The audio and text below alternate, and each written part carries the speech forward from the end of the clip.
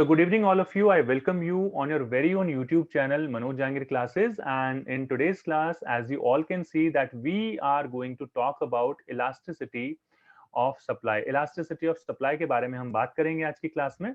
Elasticity of supply को आप इस तरीके से लिख सकते हैं, capital E then small s. काफी लोग जो हैं इसको इस तरीके से भी लिखते हैं, तो आप इस तरीके से भी लिख सकते हैं, कोई प्रॉब्लम वाली बात वहां पर नहीं है.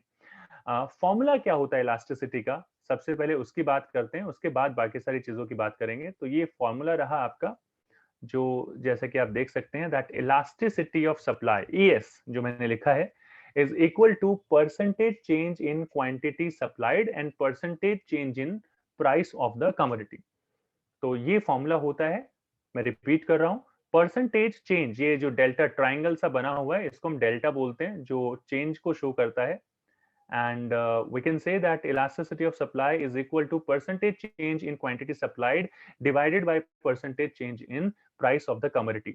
अगर आप इसे फॉर्मूला वाइज लिखना चाहें, मतलब सिंबॉलिक तरीके से आप लिखना चाहें, तो इसको इस तरीके से लिख सकते हैं आप. ये कन्वर्जन है. मैं कोशिश करूंगा आपको आगे बताने की कि किस तरीके से हम ये फॉर्मूला फाइंड आउट करते हैं, इस तरीके से, that percentage change in quantity divide by percentage change in price. तो ये सेम टू सेम चीज है, ये वो वाला फॉर्मूला नहीं है जो हम बात कर रहे थे परसेंटेज मेथड का. So it becomes very important for all of us to understand कि ये elasticity होता क्या है. तो अगर आप elasticity की बात करें, तो according to me, what I say that elasticity means change of supply या change in supply, आप समझ सकते हैं. तो elasticity का मतलब जो है यहाँ पर change होता है. कितना, जैसे रबर बैंड होता है, आप उसको स्ट्रेच करते हो तो कितना इलास्टिक है. लेट्स से हमने 3 इक्वल साइज के रबर बैंड लिए, यहाँ पर ये 3 इक्वल रबर बैंड्स हैं. अब एक को हमने स्ट्रेच किया तो एक बहुत ज्यादा स्ट्रेच हुआ, एक जो है उससे कम स्ट्रेच हुआ, और एक जो है सबसे कम स्ट्रेच हुआ. तो ये इलास्टिसिटी है इन तीनों की, कि सबसे ज्यादा, ये थोड़ा सा और स्ट्रेच कर देते हैं इसको हल्का सा. जी, ये इन तीनों की इलास्टिसिटी आ गई कि कौन कितना स्ट्रेच हो पा रहा है, किसमें कितना एक्चुअल शेप से, जो ये शेप थी उससे जब हमने उसको स्ट्रेच किया तो कितना चेंज आया. सो ये एक छोटे से तरीके से मैंने आपको समझाने की कोशिश की है कि इलास्टिसिटी का मतलब क्या होता है. तो इलास्टिसिटी वैसे आप समझ सकते हैं कि change in elasticity, change of supply, not change of elasticity, change of supply या चेंज इन सप्लाई, उसको हम बोलते हैं इलास्टिसिटी. ये थोड़ा सा ऑफ ट्रैक जाके मैंने आपको समझाया है. अब हम बात करेंगे इलास्टिसिटी ऑफ सप्लाई की. तो इलास्टिसिटी ऑफ सप्लाई की अगर हम बात करें, इसकी डेफिनेशन की, तो हम कह सकते हैं that it is the responsiveness of supply of a commodity. ये रिस्पॉन्सिवनेस है सप्लाई ऑफ अ कमोडिटी की due to change in price of the commodity. जब एक कमोडिटी का प्राइस चेंज होता है, चेंज इन प्राइस की वजह से उसका जो, उसकी जो क्वांटिटी चेंज होती है, जो रिस्पॉन्सिवनेस होती है सप्लाई में या सप्लाई की, that is what we call elasticity of supply. आप आराम से इस जो ऊपर हमने फॉर्मूला लिखा है, ये जो इक्वेशन हमने लिखी है, आप देख रहे हैं यहाँ पर ये इक्वेशन, ये फॉर्मूला. तो ये फॉर्मूला, अगर आप इस फॉर्मूला की हेल्प से आप इसको एक्सप्लेन करना चाहें तो इस तरीके से कर सकते हैं. डिवाइड को हम हमेशा लिखते हैं रेशो. जब भी डिवीजन होता है एक आइटम का, तो हम रेशो लिखते हैं. तो आप इसको कह सकते हैं that it is the ratio of percentage change in supply and percentage change in price of the commodity. ये रेशो होता है percentage change in price, percentage change in quantity या percentage change in supply and percentage change in price of the commodity. Divide की जगह हम यहाँ पर ratio लिखते हैं, ये ध्यान रखिएगा. मल्टीप्लाई होता है तो प्रोडक्ट लिखते हैं. डेफिनेशंस का अगर आपको थोड़ा आइडिया रहेगा तो you would be able to understand all such things in a better manner. अच्छे तरीके से आपको समझ में आएंगे. तो ये आई होप आपको समझ में आ गया है, यहाँ तक कोई प्रॉब्लम नहीं है. नेक्स्ट टॉपिक जो हमारा यहाँ पर है, वो जैसा कि आप देख सकते हैं, kinds of elasticity of supply. Elasticity of supply के काइंड्स यानी कि अलग अलग टाइप्स की हम यहाँ पर बात करेंगे. तो as you all can see over here कि यहाँ पर टोटल 5 अलग अलग तरीके के टाइप होते हैं. पहला आपका होता है यूनिट और यूनिटरी इलास्टिक सप्लाई. दूसरा आता है आपका इलास्टिक सप्लाई. तीसरा आता है इनइलास्टिक सप्लाई. फोर्थ है परफेक्टली इलास्टिक सप्लाई, और perfectly inelastic supply is the fifth one. Differences क्या होते हैं, एक लोकल लैंग्वेज टूटी फूटी भाषा में समझ लेते हैं. पहले एक आइडिया ले लेते हैं कि किस तरीके से सारी चीजें आती हैं, नहीं आती हैं. तो यूनिटरी इलास्टिक का मतलब होता है, जैसे कि आपको पता है, ऊपर फॉर्मूला मैंने आपको बताया है, परसेंटेज चेंज इन क्वांटिटी यानी कि सप्लाई, क्वांटिटी सप्लाइड आप कह सकते हैं, divided by percentage change in price of the commodity. तो जब हम यूनिटरी इलास्टिक की बात करते हैं तो थोड़ा सा समझ लेते हैं। Percentage change in quantity is equal to percentage change in price. जब ये सिचुएशन होती है, डिटेल में एक्सप्लेन करेंगे, as you all can see definition वगैरह सब कुछ लिखी हुई है हमारे पास। This situation is known as unitary elastic और यूनिट इलास्टिक। इस सिचुएशन को हम यूनिटरी इलास्टिक सप्लाई बोलते हैं या फिर यूनिट इलास्टिक सप्लाई बोलते हैं। Another thing is elastic supply. Elastic supply कैसे फाइंड आउट कर सकते हैं? तो इलास्टिक सप्लाई का जो फॉर्मूला होता है वो होता है percentage change in quantity is more than percentage change in price of the commodity. ये दूसरा जो है, दूसरी इक्वेशन होती है, इसको हम बोलते हैं इलास्टिक सप्लाई। इलास्टिक का मतलब होता है more than one. Elasticity of supply जब एक से ज्यादा हो, इलास्टिक भी बोलते हैं, मोर देन वन भी बोलते हैं, इसको ग्रेटर देन वन भी बोलते हैं।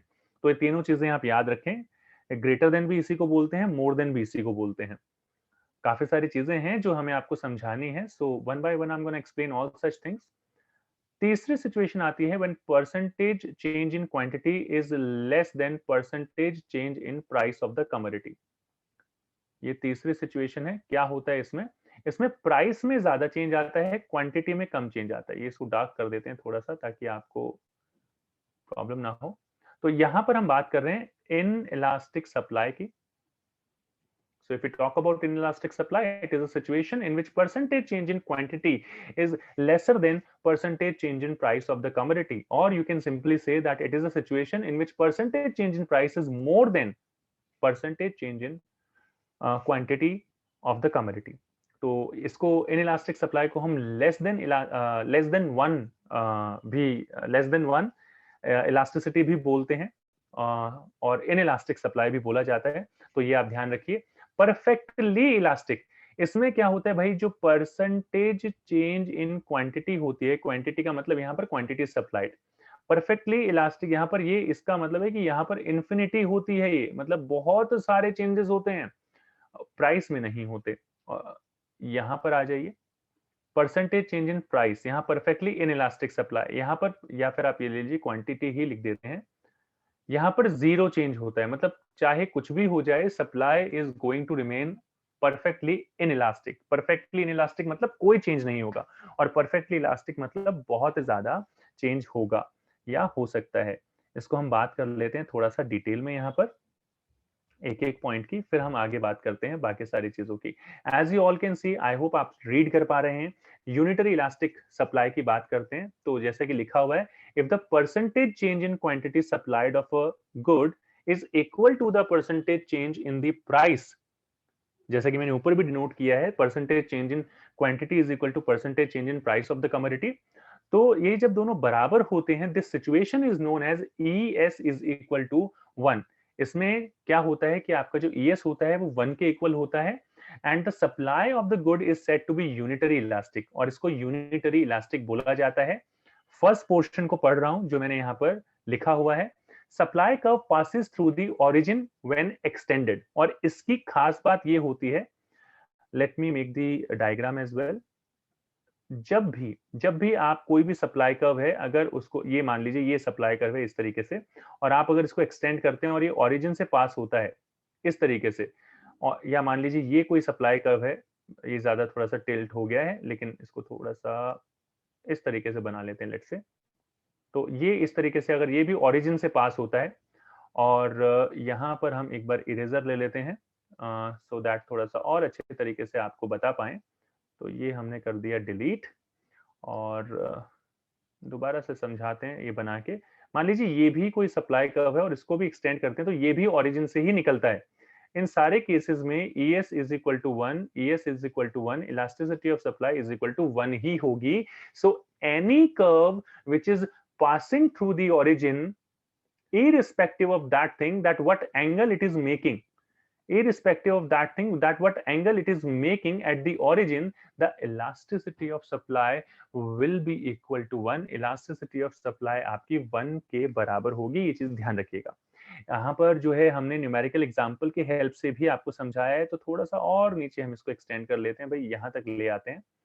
और न्यूमेरिकल एग्जांपल की बात करते हैं, थोड़ा सा हमें जरूरत पड़ेगी वैसे ऊपर के पोर्शन की जो हमने लिखा हुआ है आपके लिए, ये यहाँ तक। तो यहाँ पर अगर आप बात करें, कहते हैं quantity supplied of a commodity increases by 25%, कि क्वांटिटी जो है उसमें चेंज आया 25% का। And when its price rises from 4 to 5, 4 रुपए से प्राइस 5 रुपए हो जाता है। तो 4 से 5 हो गया, तो आप देख सकते हैं कि जो चेंज आया है डेल्टा पी, दैट इज 1। 4 रुपए पे आया है क्योंकि ओरिजिनल प्राइस है। तो 1/4 को 100 से इंटू करके परसेंटेज निकाल लेंगे, तो आप देखेंगे कि प्राइस में 25% चेंज आया। क्वांटिटी में ऑलरेडी हमें दिया हुआ है कि 25% चेंज है। तो ED, sorry not ED, ES जब हम निकालेंगे तो 25 डिवाइडेड बाय 25, 25 को डिवाइड कर देंगे अगर हम 25 से, तो दैट विल कम 1। तो यहाँ पर इलास्टिसिटी ऑफ सप्लाई जो है वो 1 के इक्वल होगी, 1 के बराबर होगी। आप इसकी थोड़ी फिक्र ना करें, क्योंकि मेरे पास यहाँ पर क्या है कि स्पेस थोड़ा सा कम है, चीजें बहुत ज्यादा लिखी हुई हैं। तो because of that I am not able to show all such things. तो न्यूमेरिकल एग्जाम्पल से मैंने आपको यहाँ पर समझा दिया है। मैं कोशिश करूंगा एक बार और समझाने की, और आपको कुछ और न्यूमेरिकल एग्जाम्पल्स वगैरह देके ये सारी चीजें बताने की। तो अगर आप इसको सॉल्व करेंगे टेक्निकली, तो you are going to get elasticity is equal to 1, यानी कि 25%, 25% चेंज आया है प्राइस में, और 25% ही चेंज आया है क्वांटिटी में, जो हमने फाइंड आउट किया। And that is how we have found की यूनिटरी इलास्टिक जो है हमारा ये जो केस है वो है। Let's talk about the second situation, यहाँ पर इलास्टिक सप्लाई। इलास्टिक सप्लाई में मैंने पहले ही बता दिया भाई, ऊपर फॉर्मूला लिखा हुआ था मैंने कि percentage change in quantity supplied is more than percentage change in price of the commodity. This situation is known as elastic supply. Elastic supply या फिर ऐसे भी define कर सकते हैं that elastic supply is a situation in which percentage change in quantity supplied is more than, elastic supply में supply में ज्यादा change आ रहा है और price में कम आ रहा है। तो जब भी आप इस तरीके का कर्व बनाते हैं सप्लाई का, अगर इस तरीके की सिचुएशन को रिप्रेजेंट करते हैं, तो यहाँ पर जो सप्लाई कर्व होता है वो थोड़ा फ्लैटर होता है। Just have a look.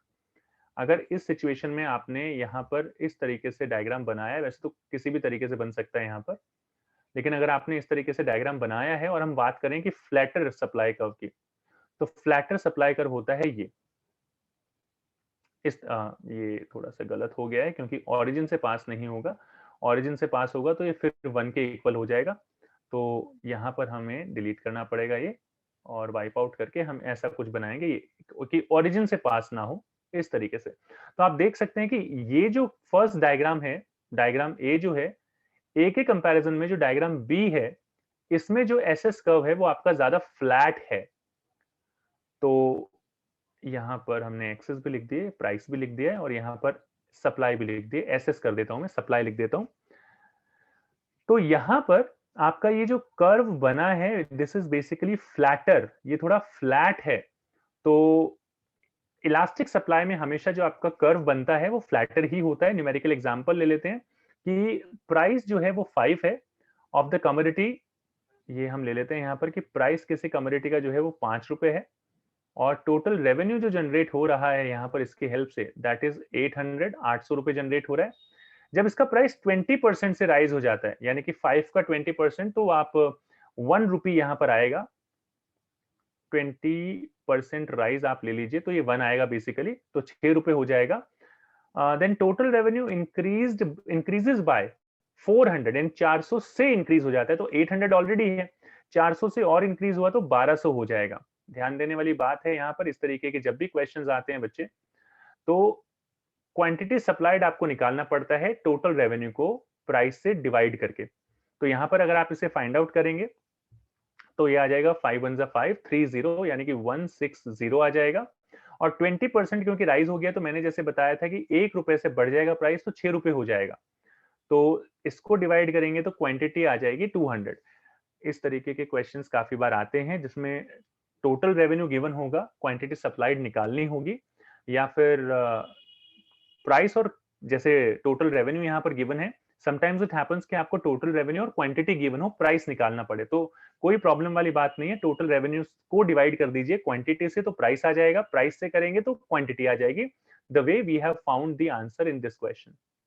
अब यहाँ पर आप देखेंगे कि बेसिकली जो यहाँ चेंज आया है प्राइस में दैट इज 20%, जो ऑलरेडी गिवन है, और जो क्वांटिटी में चेंज आया है वो यहाँ पर डेल्टा क्यू लिख देता हूं मैं, दैट हैज कम 40। और ये 40 किस पे आया है? 160 पे आया है। तो 40 का चेंज आया, 160 पर आया, मल्टीप्लाइड बाय 100, तो percentage change in quantity supplied हमारा यहाँ आ जाएगा, एंड दैट विल बी, ये आ गया 4 1 जा 4, 40 1 जा 40 एंड 44 जा, और ये आ जाएगा 25। तो एज यू कैन सी कि यहाँ पर जो परसेंटेज चेंज इन क्वांटिटी है, परसेंटेज चेंज इन क्वांटिटी जो है वो 25% है, परसेंटेज चेंज इन प्राइस जो है वो 20% है। जब इन दोनों को डिवाइड कर देंगे हम, तो आपका आंसर आएगा 1.25, और 1.25 जो है 1 से ज्यादा होता है, तो इसलिए इसको हम बोलते हैं इलास्टिक सप्लाई। इसको जो है इलास्टिक सप्लाई बोला जाता है।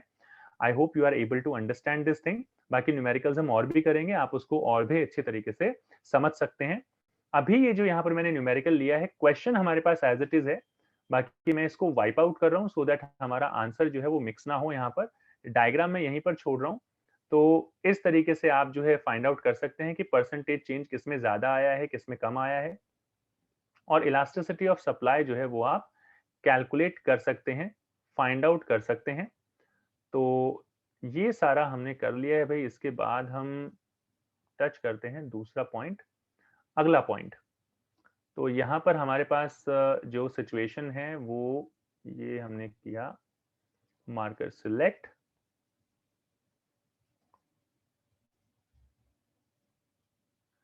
जी। इनइलास्टिक सप्लाई, इनइलास्टिक सप्लाई क्या होता है? It is a case when the percentage change in supply of a good is less than percentage change in price. मतलब कि जो परसेंटेज चेंज इन सप्लाई जो है वो कम होता है और प्राइस में ज्यादा चेंज आता है, तो इसीलिए इसको इनइलास्टिक सप्लाई बोला जाता है। इसको एएस इज लेस देन 1 बोला जाता है, और इनइलास्टिक सप्लाई भी इसे बोला जाता है। इसमें जो है जो सप्लाई कर्व आपका बनता है वो बहुत ज्यादा स्टीपर बनता है। Just have a look, steep बनेगा ये इस तरीके से, ये है स्टीपर। तो स्टीपनेस बढ़ जाती है एसएस की, सप्लाई कर्व की, जब भी इस तरीके की सिचुएशन जो है आती है। Quantity supplied, Y axis, not Y, this is X axis and Y axis. यहाँ पर ले लेते हैं प्राइस, और यहाँ पर लेते हैं अगेन क्वांटिटी सप्लाइड। तो आप वैसे भी समझना चाहें तो यहाँ पर देख सकते हैं कि यहाँ पर ये जो चेंज आया है ये इस तरीके से, एंड देन फिर यहाँ पर जो प्राइस में चेंज आया है वो ज्यादा है, जबकि यहाँ पर आप देखेंगे कि क्वांटिटी में जो चेंज आया है वो कम है। तो प्राइस में यहाँ पर ज्यादा चेंज आता है इस सिचुएशन में, क्वांटिटी में कम चेंज आता है, इसलिए इसको इनइलास्टिक सप्लाई बोलते हैं। क्वेश्चन देख लीजिए कि प्राइस हमने लिखा है कि भाई प्राइस जो है वो 5 है, और यहाँ पर भी टोटल रेवेन्यू गिवन है हमें कि 800 जो है आपका टोटल रेवेन्यू है। मैं ये न्यूमेरिकली प्रूव करके दिखा रहा हूँ आप लोगों को, सो दैट आपको कोई प्रॉब्लम ना हो। अगेन प्राइस 20% से राइज हो जाता है, 20% यानी 5 का 20% निकालेंगे तो 1 रुपी आएगा, 1 रुपी ऐड कर देते हैं 5 में तो 6 आ जाएगा। टोटल रेवेन्यू इंक्रीज हो जाता है, इंक्रीजेस बाय 400। ये आई थिंक सो कि मैंने जो है यहाँ पर क्वेश्चन सेम टू सेम ले लिया है, तो यहाँ पर थोड़ा सा हमें चेंज करना पड़ेगा, या इसको मैं इस क्वेश्चन को यहाँ पर ना लेके मैं आपको एक नॉर्मल सिचुएशन खुद बता देता हूँ, क्योंकि ये रेवेन्यू जो ऐसी चीजें आ रही है शायद आपको यहाँ पर कंफ्यूजन भी हो सकती है कि ये क्या चीजें हैं क्या नहीं है। सो क्योंकि फॉर्मूला वगैरह जिसने कर लिया है उसके लिए चीजें आसान है, लेकिन जिसने फॉर्मूला वगैरह नहीं किया है, नहीं समझा है, उसके लिए थोड़ा सा मुश्किल हो सकता है, और वो चीज मैंने अभी आपको नहीं बताई है, तो मैं उसके चक्कर में नहीं पड़ूंगा। अभी मैं सीधा सा आपको बताऊंगा कि मान लीजिए यहाँ पर ये जो चेंज आपने निकाला है, ये जो प्राइस में चेंज आया है ये मान लीजिए 20% है, और ये जो change in quantity, not change in quantity, this is percentage change in quantity, that has come let's say 10%। तो टेक्निकली ईएस का जो फॉर्मूला होता है वो होता है percentage change in supply divided by percentage change in price of the commodity, which is equal to quantity में आया चेंज 10%, प्राइस में आया 20%, तो दिस हैज कम 0.5%। 0.5% जो है 1 से कम होता है, इसलिए हम ES लिखेंगे, ES is basically less than 1। ES जो है वो लेस देन 1 है, ES 1 से कम है, इसलिए इसको इनइलास्टिक सप्लाई बोला जाता है। Let's talk about the next situation, perfectly elastic. Perfectly elastic मतलब ये उन कमोडिटीज में ऐसा होता है जहां पर बेसिकली आप मैन मेड जो चीजें होते हैं, जैसे चेयर्स हो गई, जिनका प्रोडक्शन आप बढ़ा सकते हैं, बुक्स वगैरह हो गई जिनका प्रोडक्शन आपके हाथ में है कंट्रोल करना, मैन्युफैक्चरिंग हो गया फोन्स वगैरह का, तो नेचर जहां पर इन्वॉल्व नहीं होती, कहने का मतलब। तो परफेक्टली इलास्टिक सप्लाई वो सिचुएशन होती है, perfectly elastic supply when the producer of a good, एक गुड का जो प्रोड्यूसर होता है, are willing to supply any quantity, कोई भी क्वांटिटी आप उसे बोलेंगे, एक गिवन मार्केट प्राइस पे वो आपको प्रोवाइड करवा देता है, तो उसको आप बोलते हैं perfectly elastic supply. Just have a look. Price remains constant in such a situation, y-axis, x-axis, origin, quantity supplied, labeling जरूर करें। तो ये प्राइस है जो एकदम कांस्टेंट है, और यहाँ पर आपका जो इसकी जो सप्लाई है वो बेसिकली आप देख सकते हैं, जैसे प्राइस जब 10 था तो प्रोड्यूसर उसकी 0 यूनिट सप्लाई कर रहा था, लेकिन प्राइस जब 130 हो गया या मान लो 13 रुपए हो गया, तो प्रोड्यूसर जो है उसकी सप्लाई जो है 20 यूनिट्स कर देता है, यानी कि जीरो से लेके जब इंफिनिटी तक सप्लाई जा सकती है तो उसको हम बोलते हैं परफेक्टली इलास्टिक सप्लाई। मतलब बहुत ज्यादा सप्लाई में चेंज आ जाना एक गिवन प्राइस पे। यहां पर अगर मैं बात करूं तो percentage change in quantity supplied जो होता है वो इन्फिनिटी होता है, जबकि परसेंटेज चेंज इन प्राइस जो है वो बहुत इनसिग्निफिकेंट होता है, या आप जीरो भी मान सकते हैं। तो यूजुअली हमने जो कंसिडर किया, हमने कंसिडर किया that the price remains constant here and the quantity supplied changes from zero to infinity, zero से इन्फिनिटी तक मूव कर सकती है, चेंज हो सकती है। इस सिचुएशन को हम बोलते हैं परफेक्टली इलास्टिक सप्लाई, यानी कि सप्लाई को बड़े आसानी से चेंज किया जा सकता है, इसमें कहीं पर भी नेचर इन्वॉल्व नहीं होती। इस चीज का आपको ध्यान रखना ही रखना है। इसके बाद यहाँ पर बात करते हैं perfectly in elastic supply. Perfectly in elastic यानी कि सप्लाई में कोई चेंज नहीं आएगा। जैसे कि मैं दिखा देता हूं आपको, ये डायग्राम बना देते हैं। ये एक सप्लाई जो है फिक्स कर दी गई है यहाँ पर, X axis, Y axis, price ले लेते हैं, ओरिजिन ले लेते हैं, क्वांटिटी सप्लाइड ले सकते हैं क्या, हमने ले लिया। तो ये क्वांटिटी है ओ क्यू। अब प्राइस चाहे इसका कितना भी होता है, यहाँ पर इसके प्राइस में चेंज आने की वजह से क्वांटिटी सप्लाइड बिल्कुल भी इंक्रीज नहीं हो रही है। ये इसलिए होता है जहां पर जिन कमोडिटीज में नेचुरल बैरियर्स जो हैं वो होते हैं। जैसे कि अगर मैं बात करूं बैरियर्स, तो नेचुरल बैरियर्स जहां पर होते हैं वहां पर जो सप्लाई होती है वो फिक्स रहती है। फॉर एग्जांपल, अगर मैं कहूं कि आज मुझे जो है सर्दियां स्टार्ट हो गई हैं एंड आई नीड मैंगो, तो ऑब्वियसली वैसे तो साइंस हमारा इतना प्रोग्रेस कर चुका है कि मैंगो आ सकते हैं, लेकिन बेसिकली टेक्निकल फॉर्म में अगर हम देखें तो ये इम्पॉसिबल है कि मैंगो अवेलेबल हो जाए। अगर मैं आज बोलूं कि वाटरमेलन चाहिए मुझे, तो यहाँ पर एक प्रोसेस है जो फॉलो करेगा करना पड़ेगा। वैसे तो वाटरमेलन वगैरह जो है विंटर्स में नहीं होते हैं, लेकिन फिर भी साइंस हमारा इतनी प्रोग्रेस कर चुका है कि हम उसको प्रोड्यूस कर सकते हैं, but that is going to take time. All of the sudden आप उसका प्रोडक्शन नहीं इंक्रीज कर सकते। जबकि परफेक्टली इलास्टिक सप्लाई में क्या होता है, यहाँ पर मैन मेड एफर्ट्स के ऊपर बेस्ड होती हैं चीजें। जैसे कि मैंने आपको ऑर्डर दिया, मैंने किसी बच्चे को ऑर्डर दिया 100 चेयर्स का, प्लास्टिक चेयर्स का, और शाम होते होते मैंने कहा भाई 100 नहीं चाहिए, मुझे 200 चाहिए। बच्चे ने बोला आप मुझे 1 घंटा दीजिए, मैं आपको 200 चेयर्स जो है प्रोवाइड करवा दूंगा। But perfectly in elastic supply में ऐसा नहीं होता। यहाँ पर नेचुरल बैरियर्स काम करते हैं, यहाँ पर आप एकदम से किसी का प्रोडक्शन नहीं बढ़ा सकते हैं, सप्लाई में टाइम लगता है। फॉर एग्जाम्पल, जैसे मान लीजिए एक ए है और बी है। ए जो है वो बी के घर जाते हैं, बी जो है वो टी कंज्यूम कर रहा था या कॉफी कंज्यूम कर रहा था। अब लास्ट सिप ले रहा था बी, और ए जो उसका फ्रेंड है वो उसके घर पे आ गया। जैसे घर पे आया तो यहाँ पर क्योंकि टी या कॉफी जो है वो ए के लिए दोबारा बन जाएगी, ये मुश्किल से 2 मिनट लेती है, तो यहाँ पर कोई प्रॉब्लम वाली बात नहीं है। लेकिन अगर ये ऐसा एग्जांपल है परफेक्टली इलास्टिक सप्लाई का, जबकि ए जो है अगर बी के घर जाता है और बी जो है गाजर का हलवा खा रहा था, और जैसा कि हम ऑफर करते हैं लेकिन गाजर का हलवा बिल्कुल खत्म होने वाला है, तो गाजर का हलवा बनाने में कम से कम 3-4 घंटे लगते हैं, और इतना वो पर्सन वेट नहीं कर पाएगा। तो कुछ ऐसी चीजें होती है जिनकी सप्लाई आप all of the sudden increase नहीं कर सकते, उनमें टाइम लगता है। तो ये जो गाजर के हलवे वाली बात है, आप इसको बोलेंगे परफेक्टली इन इलास्टिक सप्लाई, क्योंकि एकदम से आप उसकी सप्लाई इंक्रीज नहीं कर सकते। लेकिन परफेक्टली इलास्टिक सप्लाई में आप ये कर सकते हैं कि ऑब्वियसली आप जैसे कि ए बी के घर गया, बी कॉफी पी रहा था, चाय पी रहा था, ए आया, तो वो मम्मी से बोल सकता है कि भाई एक कॉफी के बजाय 2 कॉफी बना दीजिए, 2 के बजाय 3 बना दीजिए, अगर तीसरा कोई आ गया है, चौथा कोई आ गया है, तो आप कॉफी की क्वांटिटी बढ़ा सकते हैं। लेकिन परफेक्टली इन इलास्टिक सप्लाई में you can not make such kind of changes. इस तरीके के चेंजेस आप नहीं कर सकते हैं, नहीं कर पाएंगे। ये जो क्वेश्चंस मैंने बताए हैं, ये मैं नेक्स्ट क्लास में लेना चाहूंगा, सो दैट आप इनको बहुत अच्छे तरीके से समझ पाएं, कोई प्रॉब्लम आपको ना हो। वैसे अगर आपको ये वीडियोस अच्छे लगते हैं तो अपने फ्रेंड्स के साथ जरूर शेयर करें, चैनल को सब्सक्राइब कर लीजिए, इस तरीके की वीडियोस आते रहते हैं। अगर आपको कोई डाउट है, write down your doubts in the chat section, in the comment section. मैं पर्सनली हर एक कमेंट को रीड करता हूँ और उसका रिप्लाई जरूर करता हूँ, तो इनकेस आपको कोई यहाँ पर प्रॉब्लम है तो आप वो पूछ सकते हैं। बाकी यहाँ पर शेप देख लीजिए भाई, शेप अगर आप देखेंगे यहाँ पर, थोड़ा सा शेप पे फोकस कर लेते हैं। यहाँ पर ये बिल्कुल इस तरीके से ओरिजिन से पास होता है यूनिटरी इलास्टिक में। इलास्टिक सप्लाई में यहाँ पर जैसे कि आप देखेंगे भी, तो ये हमने यहाँ पर प्राइस लिखा और ये क्वांटिटी आ गई है। प्राइस में थोड़ा सा चेंज हुआ, लेकिन आप देख सकते हैं कि थोड़े से चेंज की वजह से जो है यहाँ पर क्वांटिटी में कितना ज्यादा चेंज आ गया, तो ये इसको इलास्टिक सप्लाई बोलते हैं। क्यों बोलते हैं? क्योंकि यहाँ पर percentage change in quantity is more than percentage change in price, तो ये सिचुएशन है।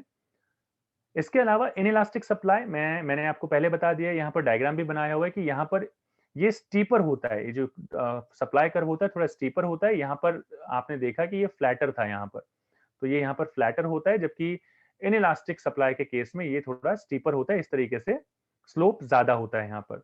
जबकि परफेक्टली इलास्टिक सप्लाई में अगर आप देखेंगे तो this is a horizontal line parallel to X axis. एक हॉरिजॉन्टल लाइन होती है, जैसे कि आप यहाँ पर देख सकते हैं, ये हॉरिजॉन्टल लाइन है, चेंज नहीं हो रही है। जबकि यहाँ पर परफेक्टली इनइलास्टिक सप्लाई में ये एक वर्टिकल लाइन है पैरेलल टू वाई एक्सिस, जो यहाँ पर चेंज नहीं हो रही है, प्राइस में कितना भी चेंज आए। ये जो हॉरिजॉन्टल लाइंस मैंने बनाई है, आप इन्हें P1, P2, P3, P4, P5, P6 बोल सकते हैं। The quantity is going to remain constant here, यहाँ पर उसमें कोई फर्क नहीं पड़ेगा।